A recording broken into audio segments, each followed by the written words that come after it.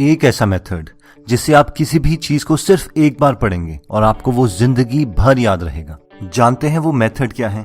ऐसा कोई मेथड नहीं है और कोई भी वीडियो जो क्लेम करी है आपको ये टेक्निक बताने के लिए, वो सब आपका बेवकूफ बना रही है और ये वीडियो भी इन टेक्निक्स के ऊपर नहीं है। तो अगर आपकी एक्सपेक्टेशन इस वीडियो से इन टेक्निक्स को जानने के बारे में है तो आप ये वीडियो छोड़ के जा सकते हैं। ऑब्वियसली आपकी लाइफ में ऐसी चीजें होंगी जो आपके साथ एक बार होने पर आपको पूरी जिंदगी याद रहेंगी, लेकिन वो एक्सट्रीम इमोशंस के केस में होगा। एक्सट्रीम प्लेजर जैसे कि आपकी गर्लफ्रेंड के साथ फर्स्ट किस, या फिर एक्सट्रीम पेन अगर आप अपने कोई क्लोज रिलेशनशिप में डेथ विटनेस करते हैं या फिर कोई एक्सीडेंट देखते हैं, तो ये चीजें आपकी मेमोरी में स्ट्रॉन्ग इंप्रेशंस क्रिएट करेंगी। लेकिन उनके अलावा आपको बाकी सारी चीजों के लिए मेहनत करनी पड़ेगी और एक प्रॉपर टेक्निक अप्लाई करनी पड़ेगी। आप में से कई लोग ये बोलते हैं कि मेरा दिमाग 100% फुल हो गया है, बचपन में मुझे सब याद रहता था, अब कुछ याद नहीं रहता। तो पहले आप सुन लीजिए कि हमारा दिमाग रिसर्च के according approximately 2.5 petabytes of data store कर सकता है, यानी इसमें 300 मिलियन आवर्स की वीडियो स्टोर हो सकती है। जिसका मतलब ये है कि अगर आप बचपन से लेके 100 साल तक अपनी लाइफ का हर इवेंट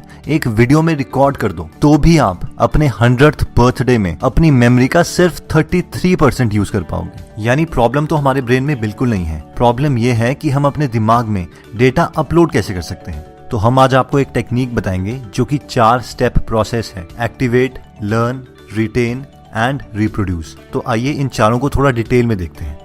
सबसे पहला स्टेप आता है एक्टिवेट। इस प्रोसेस को समझने के लिए एक छोटा सा एग्जांपल ले लेते हैं। मान लीजिए कि आपकी मदर बोलते हैं कि जा नमक लेके आ, तो हम में से कई लोग कंफ्यूज हो सकते हैं कि नमक डाइनिंग टेबल के ऊपर रखा हुआ है या फिर किचन में है, और अगर किचन में है तो कौन से सेल्फ पर है और उस सेल्फ में किस डब्बे के अंदर है। लेकिन अगर आपके मदर बोलते हैं कि किचन में जाके राइट साइड वाले सेल्फ में चौथा डब्बा है ब्लू कलर का, उसमें नमक है, वो ले आ, तो इन दोनों इन्फॉर्मेशन में बहुत ज्यादा डिफरेंस है। सेकेंड इन्फॉर्मेशन में आपको एग्जैक्टली पता है कि आपको क्या करना है, इसलिए आपका ब्रेन एक्टिवेटेड है और इस टास्क को आप बहुत जल्दी और बहुत एफिशिएंट मैनर में कर दोगे पहले टास्क के कंपैरेटिवली। और हम में से मैक्सिमम लोग पढ़ाई करते हुए यही गलती करते हैं। वो बुक खोलेंगे और पहले चैप्टर के पहले वर्ड से एक एक चीज पढ़ना स्टार्ट कर देंगे, हर एक कोलन, सेमीकोलन, कॉमा, और इसीलिए उनकी कंसंट्रेशन नहीं बन पाती और उनकी एफिशिएंसी कम रहती है, क्योंकि उन्होंने अपने ब्रेन को अभी एक्टिवेट नहीं किया। जो लोग भी पढ़ाई करने के स्किल में अच्छे हैं वो किसी ना किसी तरीके से अपने ब्रेन को एक्टिवेट करते हैं। अपने ब्रेन को एक्टिवेट करने के लिए 4 तरीके हैं। पहला है डिस्कशन। आपका कोई फ्रेंड जिसने पहले से वो टॉपिक पढ़ा है, उससे एक बार उस टॉपिक का ओवरव्यू ले लो ताकि आपको पता चल जाए कि उस टॉपिक में है क्या और आपके दिमाग में क्वेश्चंस अराइज हो जाए। सेकंड आता है सर्वे। आप चैप्टर खोल के सबसे पहले हर टॉपिक की हेडिंग पढ़ लेते हैं ताकि एक ओवरव्यू क्रिएट हो जाए। थर्ड आता है यूट्यूब वीडियो। कोई 10 या 15 मिनट की वीडियो आप उस टॉपिक पर देख सकते हैं जिससे आपको उस टॉपिक के बारे में थोड़ा आइडिया हो जाए। और फाइनली फोर्थ आता है पिछले साल के क्वेश्चन पेपर। आप सिर्फ उस टॉपिक से रिलेटेड पिछले साल के क्वेश्चंस पढ़ते हैं और अपने दिमाग में उन क्वेश्चंस को पढ़ के एक ओवरव्यू क्रिएट करते हैं। अब दोस्तों मैक्सिमम लोग गलती ये करते हैं कि एक बार चैप्टर का सर्वे करके वो सोचते हैं कि उनका दिमाग एक्टिवेट हो गया, जबकि उनका ब्रेन एक्चुअल में उस इन्फॉर्मेशन के लिए एक्टिवेट नहीं हुआ होता। इसके लिए बेस्ट मेथड ये है कि आप एक बार अपना मोबाइल, लैपटॉप और बुक बंद करके 10 मिनट के लिए हर चीज को रिकॉल कीजिए और वो क्वेश्चन लिखिए जो आपके ब्रेन में एक्टिवेट हुए हैं, क्योंकि अगर आपका ब्रेन एक्टिवेट नहीं होता है तो आप इस लर्निंग गेम में पहले ही पीछे रह चुके हैं। नेक्स्ट स्टेप आता है लर्न।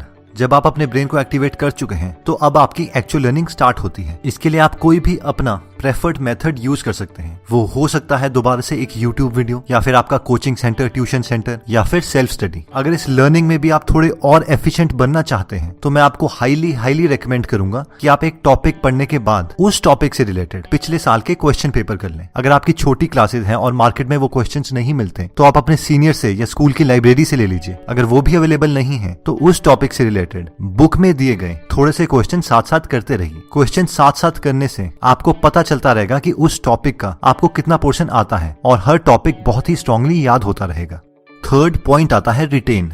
जैसे ही आप कोई नई चीज सीखते हैं आप उसे डिकेइंग एक्सपोनेंशियल रेट में भूलने लगते हैं। तो अब सवाल ये आता है कि हम मैक्सिमम से मैक्सिमम टाइम तक किसी इन्फॉर्मेशन को कैसे रिटेन रख सकें। इसके लिए सबसे पहला पॉइंट आता है इमेजिनेशन। मैंने ये देखा है कि मैक्सिमम लोग जो इन्फॉर्मेशन पढ़ते हैं उसे कभी इमेजिन ही नहीं करते। इसका मैं एक एग्जांपल देना चाहूंगा। कुछ साल पहले मैं अपने फ्रेंड से डिस्कस कर रहा था और मैंने उससे कहा, तुझे पता है ये अयोध्या डिस्प्यूट 1850 से चला आ रहा है? तो उसने बोला, हाँ यार पता है, बहुत पहले से चला है। एक्चुअली मैं उससे एक डिफरेंट रिस्पॉन्स एक्सपेक्ट कर रहा था और मैं समझ गया था कि उसने इस नंबर को इमेजिन ही नहीं किया। इस पर मैंने उससे दोबारा से कहा, सोच, गांधी जी 1869 में पैदा हुए थे, वो बड़े हुए, लॉयर बन गए और 1948 में उनकी डेथ भी हो गई। आइंस्टाइन 1879 में पैदा हुआ था, वो बड़े हुए, उन्होंने क्लरिकल जॉब करी, E=mc² इक्वेशन भी निकाली और 1955 में उनकी डेथ हो गई। हमें आजादी भी मिल गई, लोग चांद पर भी चले गए। ये केस उससे भी पहले का है। इस पर सबसे पहले तो उसने गाली दी, ये केस तब से चला हुआ है, हद है यार हमारे पॉलिटिशियंस की।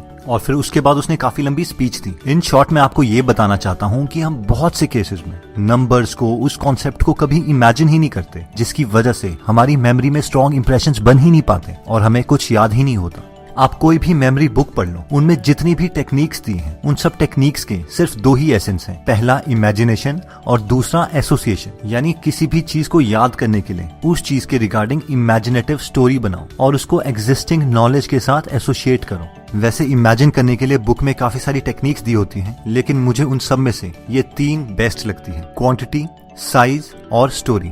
मान लीजिए आपको ये इन्फॉर्मेशन याद रखनी है कि ये मंदिर दीपचंद ने बनवाया था। इसे याद रखने का एक तरीका तो ये है कि आप इमेजिन कर सकते हैं उस मंदिर के अंदर एक दीपक है और एक चांद है, लेकिन अब इस इमेजिनेशन में आप दीपक का साइज बहुत बड़ा कर सकते हैं और चांद की क्वांटिटी ज्यादा कर सकते हैं। और फाइनली आप स्टोरी बना सकते हैं कि मंदिर में एक बहुत ही बड़ा दीपक है और आसमान से बहुत सारे चांद उस दीपक में जा रहे हैं। अगर आप ये स्टोरी इमेजिन कर लेते हैं तो आपको ये इन्फॉर्मेशन याद रहेगी। दोस्तों, इमेजिनेशन एक स्किल है और धीरे धीरे प्रैक्टिस से आपकी इमेजिनेशन बहुत इंप्रूव हो सकती है।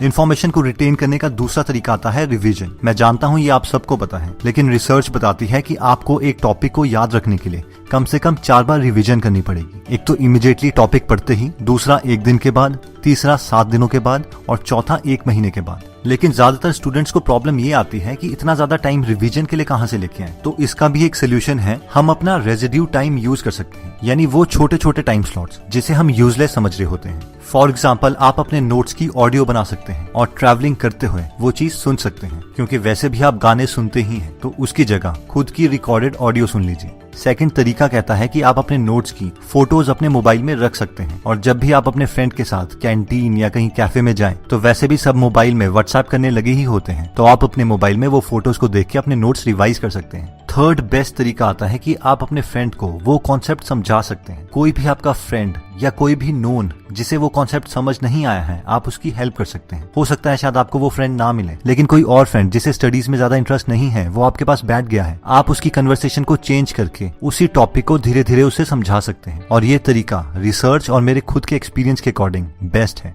फाइनल स्टेप कहता है रिप्रोड्यूस। एग्जाम में तो देखो आपको तभी मार्क्स मिलेंगे जब आप सारी इन्फॉर्मेशन को रिप्रोड्यूस कर पाओगे। अब मैक्सिमम स्टूडेंट्स ये गलती करते हैं कि वो लर्न कर लेते हैं, उसे रिवाइज भी करते हैं, लेकिन उसे रिप्रोड्यूस कभी नहीं करते। इसीलिए हमें हर बार एग्जैक्टली वैसे ही तरीके से टेस्ट देने हैं जैसे हमें रियल सिचुएशन में पूछे जाएंगे। अगर आपके एग्जाम की डिमांड 2 घंटे में 120 क्वेश्चन सॉल्व करने की है, तो आप भी लाइब्रेरी में जाके 2 घंटे में 120 क्वेश्चन सॉल्व करेंगे और इसे बार बार प्रैक्टिस करेंगे। देखिए दोस्तों, कोई भी एग्जाम एक मोमेंटम में रह के क्लियर होता है। अगर आप बीच में कोई भी डिसकंटिन्यूटी बनाते हैं या वो डिसकंटिन्यूटी बन जाती है, चाहे आपके health wise, wealth wise, emotional unstability की वजह से, तो उस एग्जाम को क्लियर करने के चांसेस बहुत कम हो जाते हैं। क्योंकि हमारी 125 करोड़ की आबादी है और यहाँ पर लोग मेहनत करने से नहीं डरते। इसीलिए हमेशा कोशिश कीजिए कि बीच में आपकी कंटिन्यूटी ना टूटे। तो दोस्तों, आज हमने अपने मेमोरी को इम्प्रूव करने के लिए एक टेक्निक पढ़ी जिसमें 4 स्टेप्स हैं। सबसे पहला स्टेप है एक्टिवेट। ये स्टेप कहता है कि मेन इन्फॉर्मेशन पढ़ने से पहले आप अपने ब्रेन को इस इन्फॉर्मेशन के रिगार्डिंग एक्टिवेट कर लीजिए, जिसके लिए आपको यूट्यूब वीडियो देख सकते हैं, उस चैप्टर की हेडलाइंस पढ़ सकते हैं, पुराने साल के क्वेश्चन पेपर देख सकते हैं, या आपका दोस्त जिसने वो टॉपिक पहले से पढ़ा है उससे उसका ओवरव्यू ले सकते हैं। ये कंफर्म करने के लिए कि आपका ब्रेन अभी एक्टिवेट हुआ है या नहीं, इसके लिए आप सारे सोर्सेज को बंद करके आपके ब्रेन में जितने भी क्वेश्चन हैं उसे एक पेपर पर लिख सकते हैं। नेक्स्ट स्टेप आता है लर्न।